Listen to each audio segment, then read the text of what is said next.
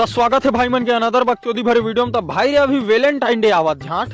हाँ तो अभी का है वैलेंटाइन डे आवत ना, सब के लौड़ा चोचो में एक बीत तक भग भग ले रुआ जामे होही। तो जेन ला भी रुआ साफ कराना है ना, वो मोर में संपर्क करूँ। मैं अपन खुद के नया रुआ दुकान खोले हाँ, जेकर नाम है चारों तरफ है धुआं कोचड़े साफ करी आप मन के रुआ।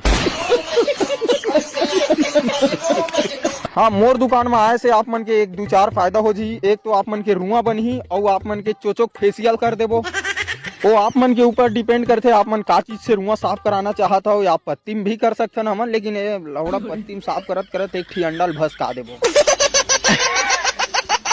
हाँ तो ये सब ला छोड़ा, आगे बढ़थन। आगे कुछ फायदा सुन लो हमारे दुकान में आए से आप मन ला काय फायदा होई। एक तो वीट में भी बना देबो आप मन के रुआ ला, ट्रिमर में भी बना देबो। लेकिन वो सबसे बेहतर मैं कहता हूँ आगे में भूंस दे झाट रुआ साथ साथ चोचोक मैया चोद दे।